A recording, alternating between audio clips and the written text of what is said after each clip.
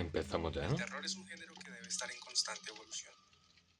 Diseñar una experiencia de miedo e intranquilidad para las personas se hace difícil cuando eventualmente nos acostumbramos a muchos de los recursos típicos del medio.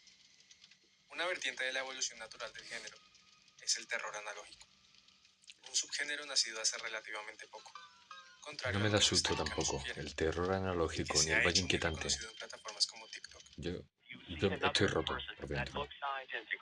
No.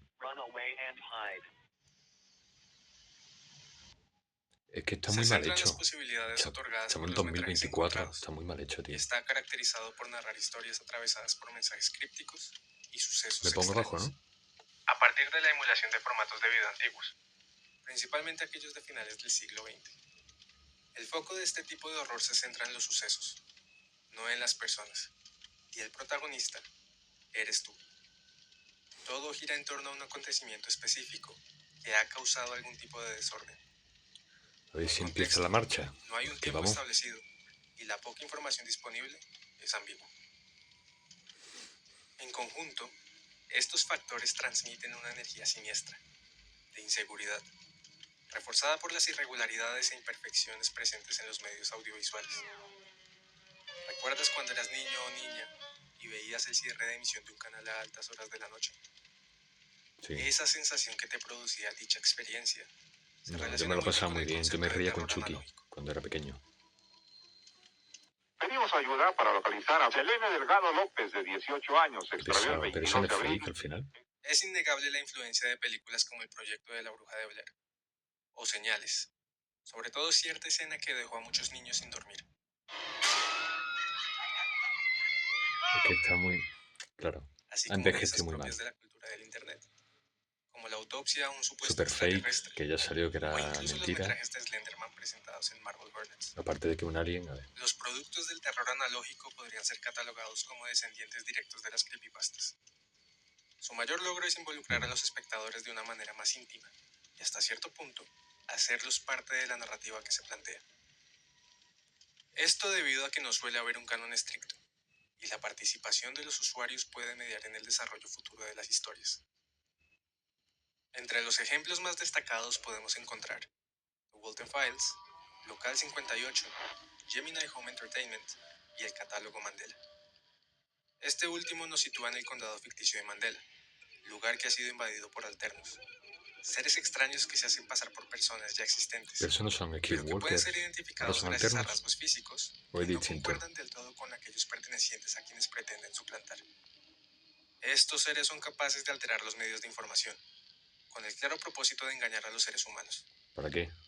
Encontramos individuos muy parecidos en The Long Guide Project, videojuego en el que deberás escoger quién es una víctima y quiénes son seres peligrosos, conocidos como Long Guide. Tanto los personajes del catálogo Mandela como los de The Long Guide Project Creo que estoy un cumplen poquito grande. bastante Es que no bien la sé, función hacerme de pequeño incomodar todavía y me asustar a falta un quienes los poquito de observan. experiencia. ¿Pero a qué se debe esto? Ya me pondré un poquito más pequeño, ¿vale? Dejando de lado el contexto de cada una de las historias, los recursos analógicos y el uso del blanco y negro, hay otro componente, uno muchísimo más significativo. El El valle horror digital, inquietante. ¿no? Antes de adentrarnos completamente en el concepto del valle, es de provecho entender qué quiere decir el término inquietante. Personalidades como Sigmund Freud y Ernst Jentsch intentaron definirlo.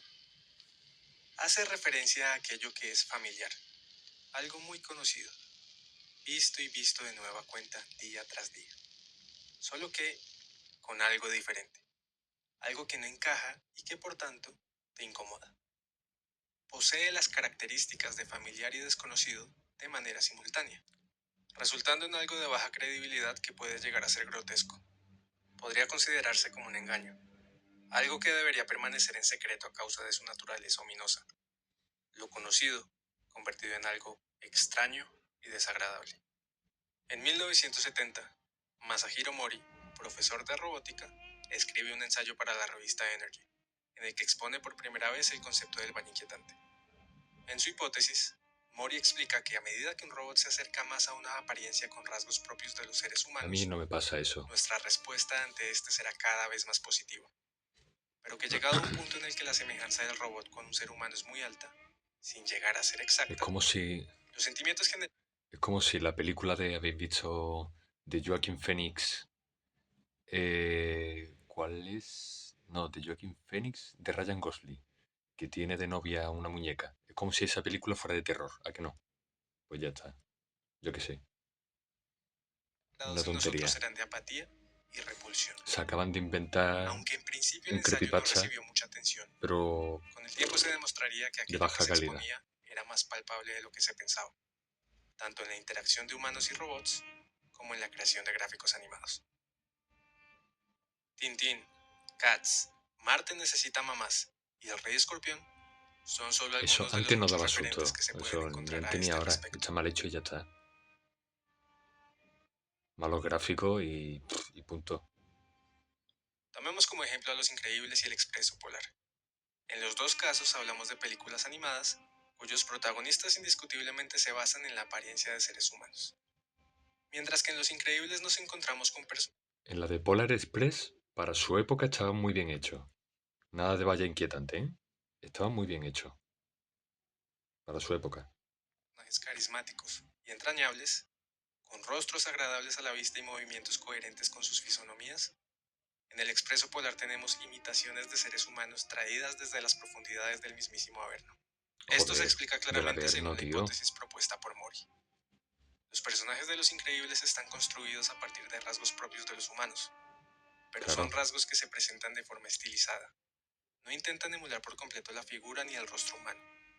El Expreso Polar, en cambio, sí lo hace, por lo que se introduce en la difícil tarea de recrear todas las complejidades de la apariencia humana, tarea en la que, como ven, fracasa por completo.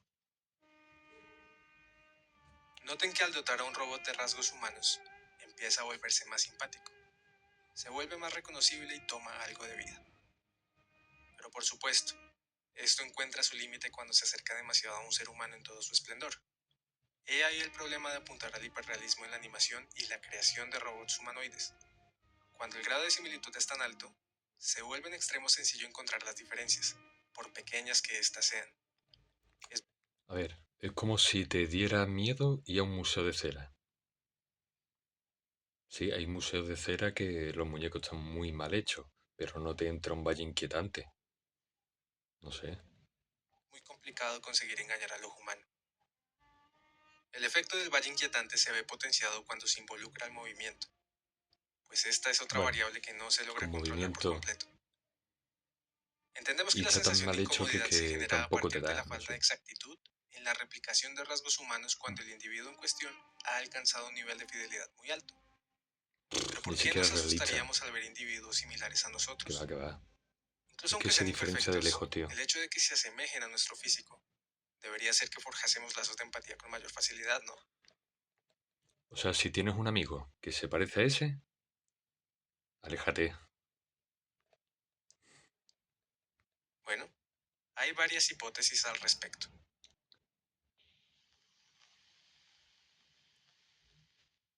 Constantemente nos enfrentamos a la realidad de lo efímera que es la vida humana, pues la muerte y las enfermedades siempre están a la vuelta de la esquina. Lidiar con esto se hace relativamente sencillo para el ser humano, Vale. cuando contempla el asunto como algo que le sucede a los demás, no a sí mismo. Confrontar a algo que parece un humano en la mitad Una del camino mujer entre la vida y la mayor, muerte, ese vídeo lo he visto es ya un recordatorio muchas de veces nuestra y sí, propia da mortalidad. cosita, pero porque está muy canija y tal. Así como con algunas enfermedades, Muy mayor el y ver a un ser humano tendrá en esta alguna enfermedad, naturaleza pero no te da nos un valle causa un inquietante. rechazo instintivo. Esta hipótesis se puede ver con más claridad al Imagínate que es tu tomar como abuela, referente a no los la, zombies, seres no de la aspecto habrá humano que no abrazado gozan de o salud, no sé. y pese a que nuestros sentidos nos indican que están muertos, Y eso está muy mal hecho. están imbuidos por un tipo extraño de vitalidad. Vemos un cadáver que por alguna razón particular tiene la facultad de moverse. Son toda una contradicción para nuestros sentidos.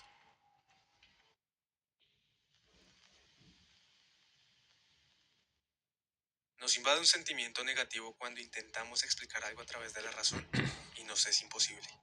Se trata de algo que se sale de nuestro control inmediato.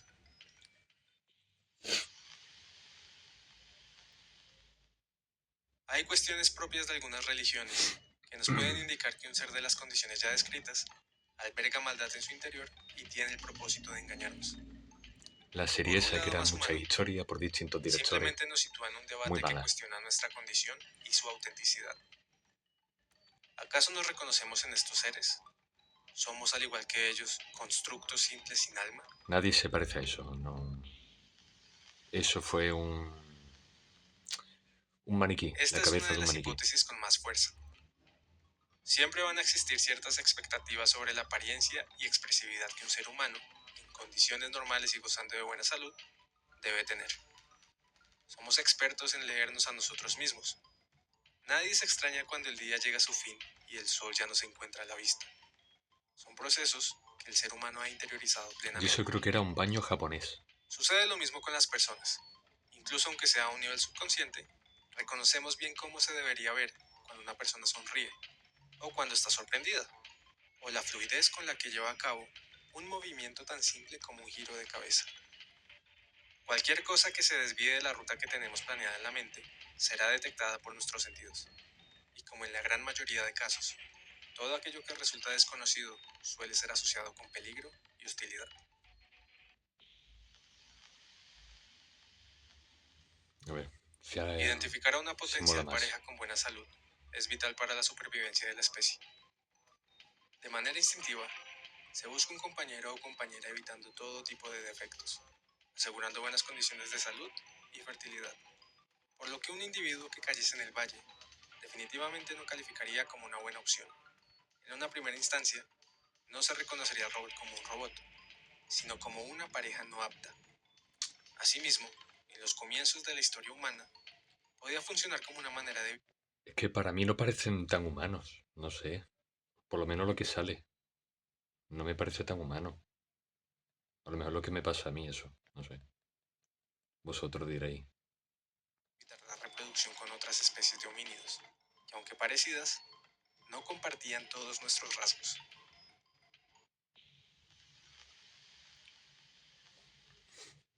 Si nos queremos poner un poco más conspiranoicos, podríamos incluso divagar y decir que sirve como mecanismo de defensa ante seres de dudosa naturaleza que pretendían ser humanos y que dejaron huella en nuestra memoria genética. Neredesin küçük kız? Seni bulamıyorum. Neredesin?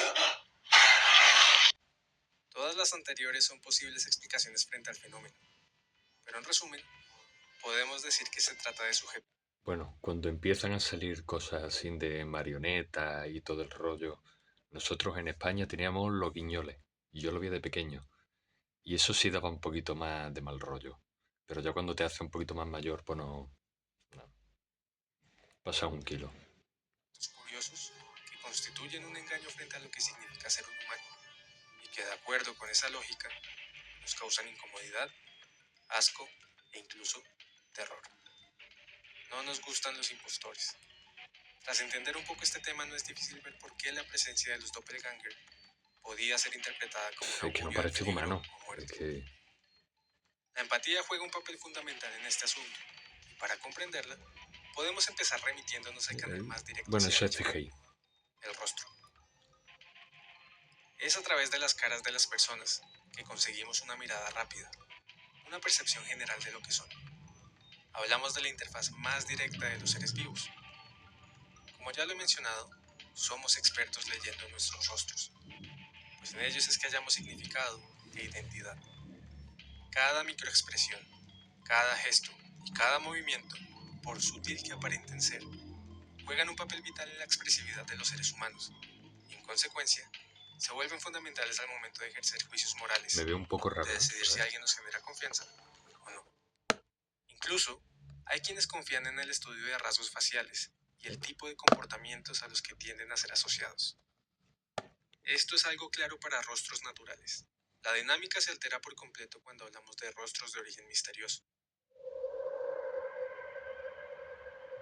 ¿Los chiquititos? No sé.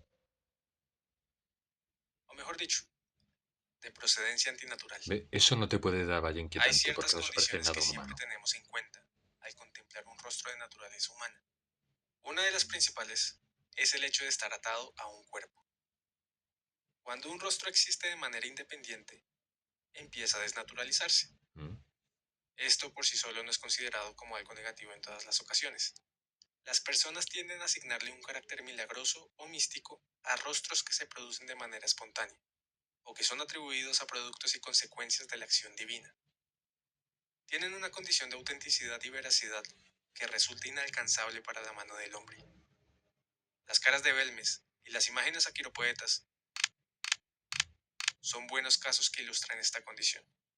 El Pero hecho eso no es daba miedo, que ¿no? no Eso se era un percibe de milagro. la misma manera un rostro antinatural misterioso a uno creado por el hombre. Eso tampoco se parece a un humano. Modificar de cualquier manera un rostro puede significar una degradación de la humanidad que en él habita. De acuerdo con el Y ese me recuerda a mí a los típicos de TikTok. De la gente esta que hacen de... ¿Cómo se llama? Los personajes estos de los videojuegos. Yo es que no soy mucho de videojuegos.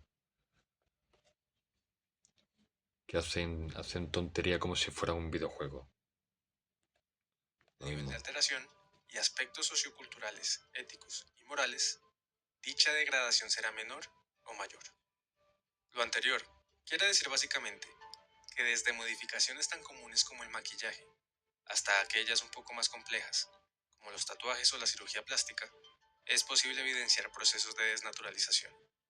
Para ilustrar esto con mayor claridad, es útil emplear casos extremos. Evidentemente no hay un estado absoluto de lo que deba comprender un rostro y lo que no, pues las medidas y características de cada uno de sus componentes varían de persona a persona. Sin embargo, sí es posible establecer un amplio espectro para sus posibilidades de configuración. Cuando un rostro sale de ahí, también podemos hablar de desnaturalización. Estamos biológicamente inclinados a reconocer rostros en todas partes, y aún así, ciertos tipos de rostros no dejan de sorprendernos. Robert Hooke nació con un gran tumor en la mitad de su cara. Definitivamente no era lo que su madre esperaba, y en un principio, el rechazo no fue disimulado de ninguna manera. Joder, Para pobre. fortuna de todos, Robert logró superar todos los desafíos iniciales que representaba tener su particular apariencia, pues descubrió que en la fealdad también había belleza. Podemos mencionar a Ilka Brull, Dave, Michael Jackson, los soldados heridos que regresaban de la Primera Guerra Mundial, Mm. víctimas de quemaduras o accidentes graves, y todos los casos de operaciones estéticas extremas que seguro no resultaron como se quería del todo. Todos estos rostros nos sacuden, pues van en contravía directa de nuestras expectativas. A ver, una cosa es que queden feos. Y medio deforme, que queden feos o por lo que sea, quemadura o algo que quede, pues, no sea bonito. Pero otra cosa es que te dé el valle inquietante, que es lo que estoy un poquito en contra, de que creo que es un creepypasta que se está inventando la gente. El rostro de Robert no podría ser considerado normal. Tal vez nos impacte o paralice en un primer momento. No. No obstante, cuando lo observas, es muy fácil darse cuenta de que ves a una persona viva, con pensamientos, emociones y un alma. Aunque se trate de una apariencia diferente, hay un fuerte vínculo de empatía. Eso no pasa con esto. Al menos no en principio. Yo de pequeño he tenido juguetes peores, ¿eh? No sé.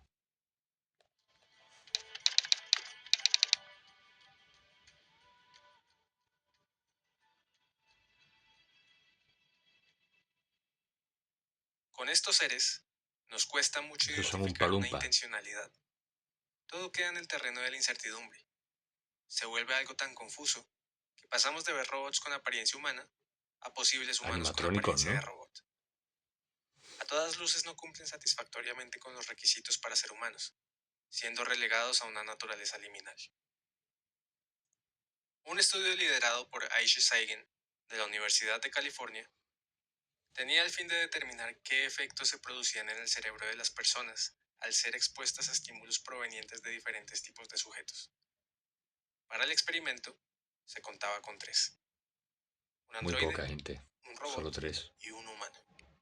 El Ah, androide era Repli Q2, procedente del Laboratorio de vale, Robótica vale. Inteligente de la Universidad de Osaka. El robot también era Repli Q2, pero despojada de su piel, es decir, solo su esqueleto. Y el humano era la mujer japonesa en la que se basó la apariencia del androide. Los tres sujetos debían realizar acciones como saludar, asentir, tomar agua o recoger un pedazo de papel. Con el robot y la mujer, la actividad del cerebro era muy común, pero con el androide este se iluminaba y mostraba que estaba haciendo un esfuerzo mucho mayor. ¿En serio? Es fácil ver a un robot que se mueve como robot y a un humano que se mueve como un humano, pero algo que está en la mitad y cuyos movimientos obedecen precisamente a estados en conflictos vagamente definidos, es un cuento completamente diferente. El cerebro no termina de comprender la incongruencia manifestada por la apariencia humana y las capacidades motrices primitivas, características que en conjunto obstaculizan aún más la interacción entre personas y robots. Otra hipótesis sugiere que la tecnología ha superado a la evolución biológica y que el cerebro no ha evolucionado lo suficiente para identificar y distinguir estas copias, por lo que resuelve de forma instintiva tratarlas de la misma manera en la que lo haría con seres de carne y hueso. De ahí que surja el conflicto. Según esto, cabe destacar una creepypasta de hace un par de años que se hizo muy famosa: el perro que comía cereal con cuchara. Yo mismo hablé del tema en aquel entonces. Lo interesante es que también hay una especie de valle inquietante con los animales que actúan de forma muy También. humana. Al desempeñar ¿Era un acciones nicho tan ajenas a su japonés? naturaleza y tan propias de la nuestra, el resultado es un Eso espectáculo se nota que aterrador que tiene que no ser un deja a nadie maniquí o indiferente. por un artista. La mitad es CGI. Probablemente sea una de las causas por las que los skinwalkers, seres sobrenaturales escondidos bajo la piel de animales, Eso se nota que tiene un resultan tan filtro. escalofriantes. Los Millones de videojuegos y las screamers que he películas dicho. animadas son terreno fértil para que se Cero miedo. manifieste el valle No sé. inquietante. Son muchos los casos que podemos encontrar al El de respecto. Crepúsculo. El arte Pero eso imita es la feo. vida, Eso no e da. imitarla no siempre Muy es tarea feo. fácil. O sea, Andy Jones, director de animación de Final Fantasy, Spirits Within, afirma haber tenido una sensación extraña al trabajar con modelos fotorrealistas durante el desarrollo de la película. Puede volverse espeluznante. Conforme trabajas en las cosas más y más, comienza a ponerse grotesco. Empiezas a sentir como si manipularas un cadáver. Until Dawn, The Last of Us y Mass Effect Andromeda ejemplifican el fenómeno, pero ten por seguro que no son los únicos. Por su parte, Devil May Cry 5 ha aportado su grano de arena para la superación del valle inquietante. Para el proceso de creación de sus personajes, se decidió tomar una ruta alternativa. El proceso empleado fue la fotogrametría, pero lo peculiar aquí es que el equipo desarrollador no se limitó a replicar las facciones de los actores base, sino que las alteraron para que se acercaran más a las de los personajes plasmados en los diseños originales. Adicionalmente, se usaron dobles de riesgo para materializar cada una de las acrobacias: actores japoneses para interpretar gestos propios del pueblo nipón, y actores de voz con un inglés nativo para crear las voces. Finalmente, las animaciones faciales y corporales fueron grabadas de forma separada y acopladas posteriormente. vale.